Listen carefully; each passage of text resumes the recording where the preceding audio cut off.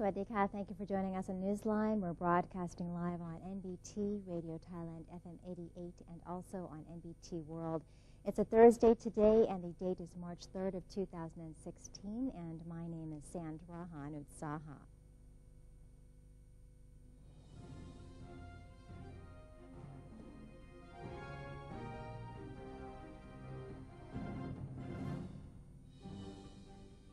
Welcome to today's segment of Thailand Moves Forward. In our first story, a 7.9 magnitude earthquake hit the west coast of the island of Sumatra in Indonesia last night, according to the National Disaster Warning Center.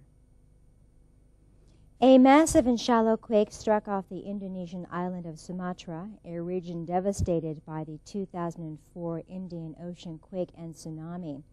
Sumatra Island is located more than 1,400 kilometers away from Thailand's Phuket Island, which had also been devastated by the 2004 tsunami. Tsunami warnings were issued after the quake, but were later canceled. Indonesian authorities called off tsunami alerts within 2 hours of the tremor. There were no immediate reports of damage, but shallow earthquakes tend to be more dangerous. The U.S. Geological Survey originally put the magnitude at 8.2, revising it down to 7.9. The epicenter was 808 kilometers southwest of Padang. The U.S. agency said it was 24 kilometers deep after first putting its depth at 10 kilometers. Deputy Prime Minister and Defense Minister General Prawit Wongsuwon has rejected the idea of authorizing the Office of the Police Commission to appoint the National Police Chief, while affirming that no position buying will take place. After the National Reform Steering Assembly, or NRSA, expressed concerns about the issue of position buying within the Royal Thai Police, General Prawit has responded by giving his assurance that such practices will definitely not be allowed to occur during the current administration. Should any evidence emerge, he said the government would be willing to investigate. The Deputy Premier also argued that the selection of the Commissioner General of the Royal Thai Police should remain the responsibility of the Royal Thai Police Board, which is chaired by the Prime Minister, instead of being assigned to the Office of the Police Commission. General Prawit also reported the government's progress in suppressing influential groups, saying suspects have been identified and more investigations are underway. Security measures at Government House have been elevated to bring its standard up to par with regional practices. Police officers maintaining security at Government House have begun placing stricter regulations on traffic in and around the compound, mandating that vehicles without entry stickers be unable to pass through the state headquarters.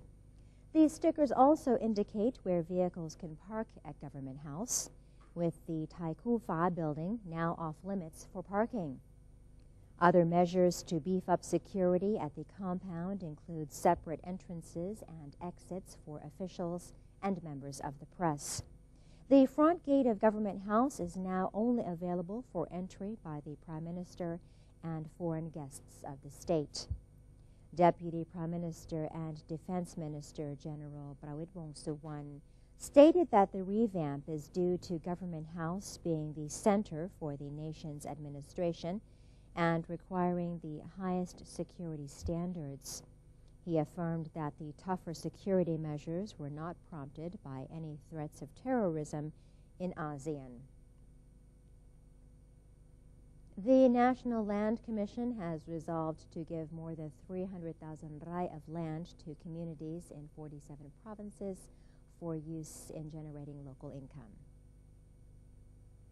Following a meeting of the National Land Commission, Ms. Raviwan Puridet, Secretary General of the Office of Natural Resources and Environmental Policy and Planning, disclosed that a decision was made to hand over 80 plots of arable land, or more than 325,200 rai, to local communities within 47 provinces.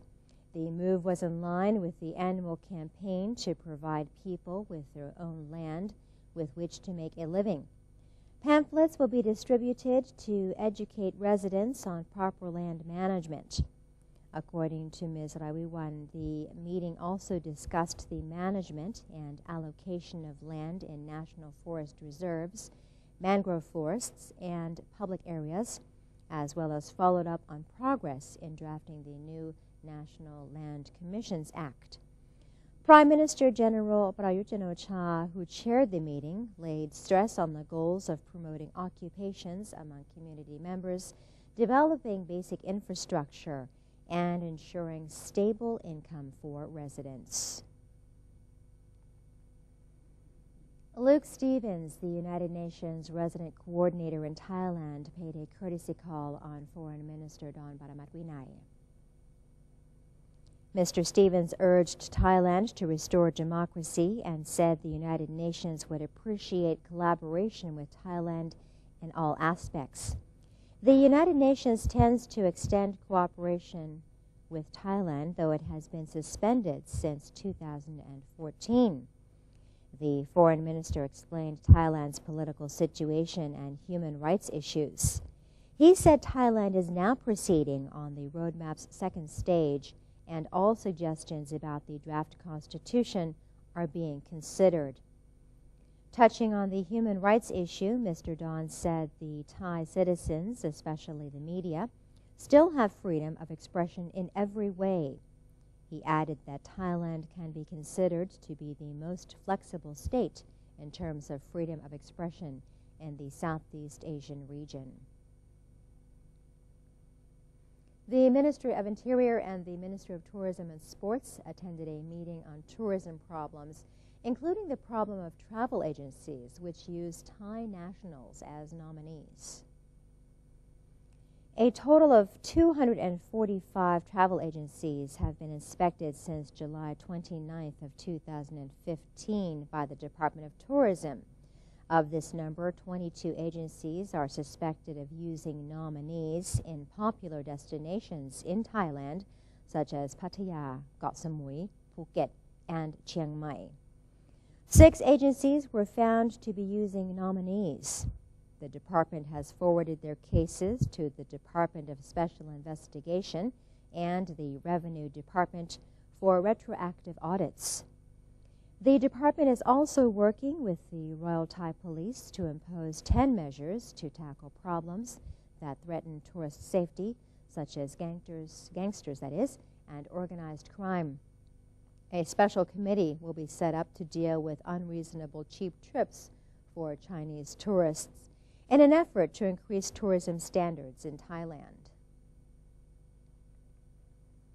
The Department of Skill Development, or DSD, has used the opportunity of National Skill Standard Day to promote understanding on the importance of labor skills development. The DSD held an event to mark National Skill Standard Day. The event began with a ceremony in honor of His Majesty the King and is proceeding with exhibitions on skill standards, job opportunities, and employment counseling. Permanent Secretary for Labor, Mamluang Buntarik Samiti, stated that upgrading the skills of the nation's workforce is an important part for improving its potential for production and enhancing the confidence of investors, both domestic and foreign. She noted that with the formation of the ASEAN Economic Community, competition in the labor market has increased greatly, but assured that the government has a clear plan for developing laborers. Government regulations dictate that all businesses with over 100 employees must provide training for at least 50% of their staff every year. Expenses for the training are double tax deductible or for 200% of the cost. The Political Development Council, or PDC, has organized a seminar to gather public feedback on national reform for proposal to the government, as well as to encourage the study of politics for greater public participation in state administration.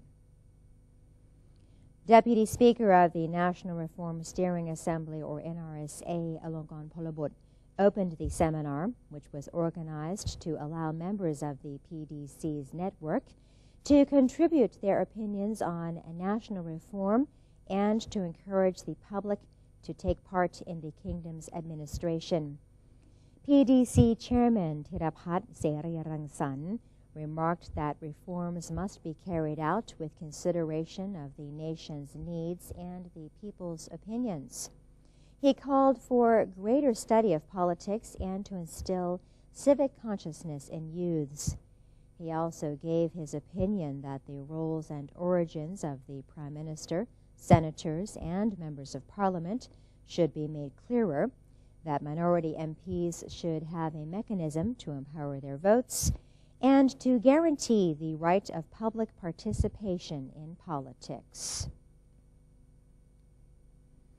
And the chairman of the Constitution Drafting Commission, or CDC, said it needs 2 weeks to summarize the draft charter for public distribution. CDC Chairman Michai Richupan said that the charter drafters have been relieved of their duties after more clarification was gained about the definition of the majority vote of eligible voters for the public referendum on the draft constitution. Mr. Michai said that the CDC is also pleased to hear that the government will launch an active campaign to encourage voter turnout. As for the suggestion that the Election Commission should make use of newspapers in distributing the details of the draft charter, he said that the distribution of a charter with more than 100 sections to all households will take a lot of time and involve a large budget. Therefore, Mr. Michai said that only key information should be summarized for this purpose. He said the CDC requires 15 days after it submits the final rewrite of the draft constitution on March 29th to summarize the text for publishing. And that is the end of today's edition of Thailand Moves Forward. Up next in our ASEAN news, Thailand has joined hands with the UN agency to develop standards for rehabilitating drug offenders in the region. But first, here's a look at the exchange rates and also the commodity prices.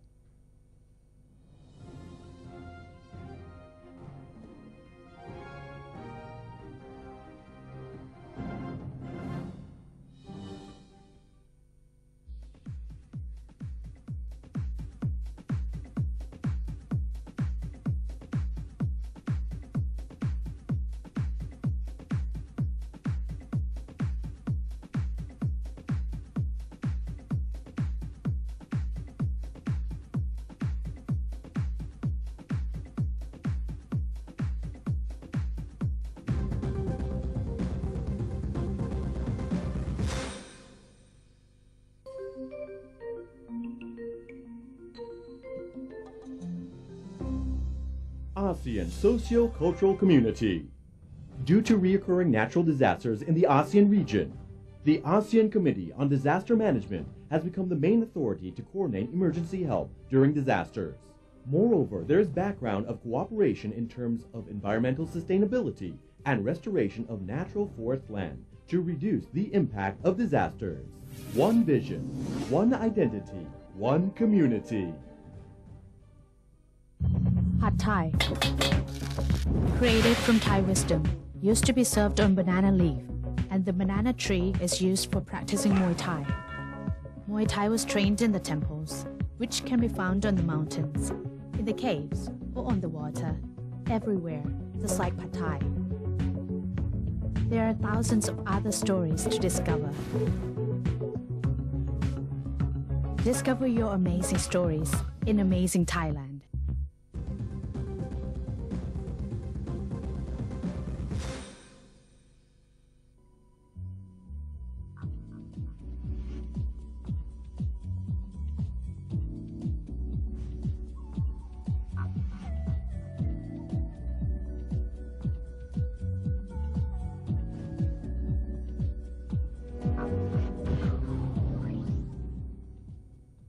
Welcome back. You're watching Newsline with me, Sandra Utsaha, and now on to our ASEAN stories.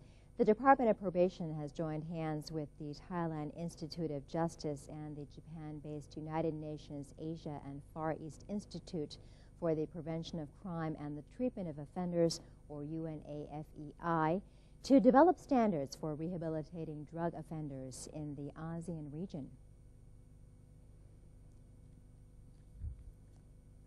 Justice Minister General Phaiboon Khumchaya recently kicked off an international seminar on developing rehabilitation of drug offenders within the ASEAN region.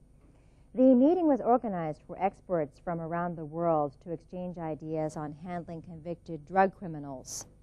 The minister affirmed that Thailand's care for such convicts would emphasize rehabilitating their communities as well, and would seek to persuade drug addicts to voluntarily join rehabilitation programs. Volunteers for rehabilitation will either be sent to medical facilities or correctional camps. Follow-up observations will be performed once they complete their rehabilitation process. General Phaiboon led on that the ministry may also amend narcotics laws to reduce prison terms to no more than 4 years, to enable related offenders to be able to apply for transfer to a rehabilitation center.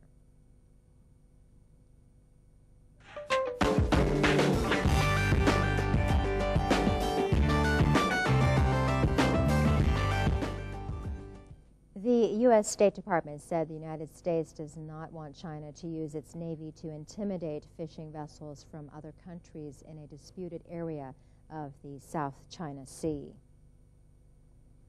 Philippine officials said on Wednesday China in recent weeks had sent as many as 7 ships to Quirino Atoll, also known as Jackson Atoll, preventing Filipino fishermen from accessing traditional fishing grounds.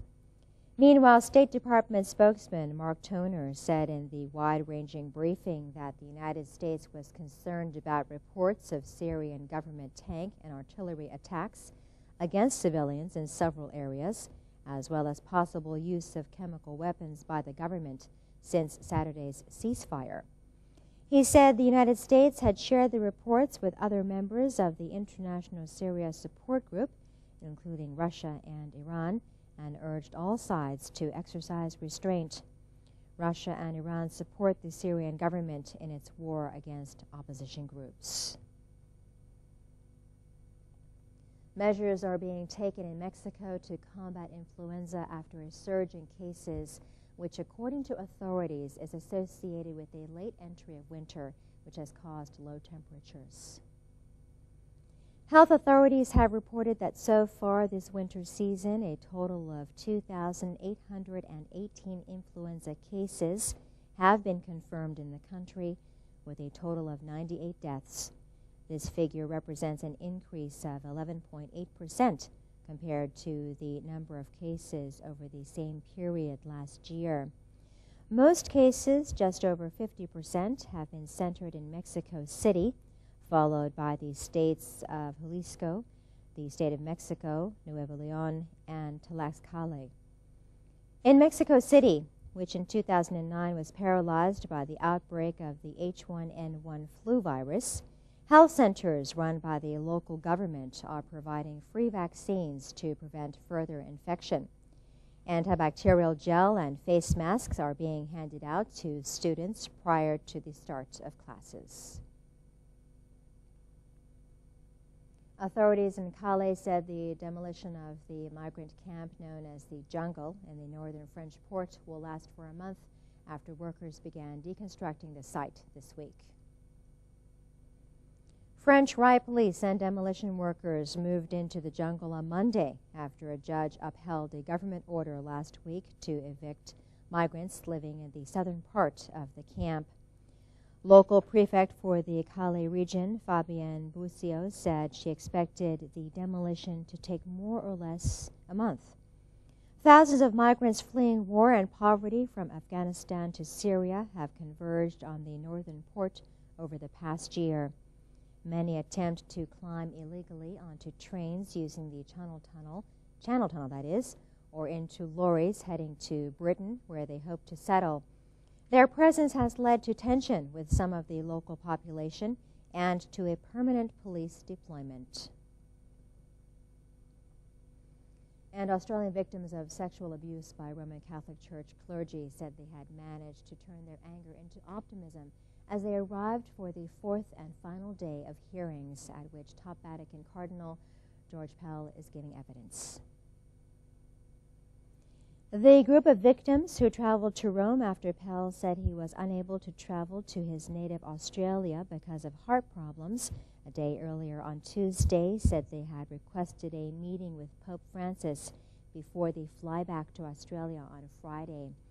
Arriving at the Central Roman Hotel Coronale, where Pell is testifying via video link, they said they were expecting to hear the outcome of their request later in the night. They added that they were now also considering meeting with Pell. Cardinal Pell, the Vatican's treasurer, has told the inquiry that the church made, quote, enormous mistakes and catastrophic choices by refusing to believe abused children, shuffling abusive priests from parish to parish, and over-relying on counseling of priests to solve the problem. However, Pell's failing memory to questions about what he knew of abuse by clergy and claims that he was deceived by superiors about individual cases in the 1970s has angered many of the 15 abuse victims and supporters who traveled to Rome to see him give evidence. And that is it for today's edition of Newsline. If you have any comments or suggestions, then do feel free to email them to us at newsline.nbt@gmail.com.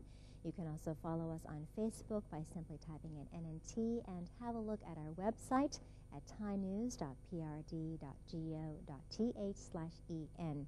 Today we say goodbye with footage of a cave in Thak province housing beautiful stalagmites and stalactites.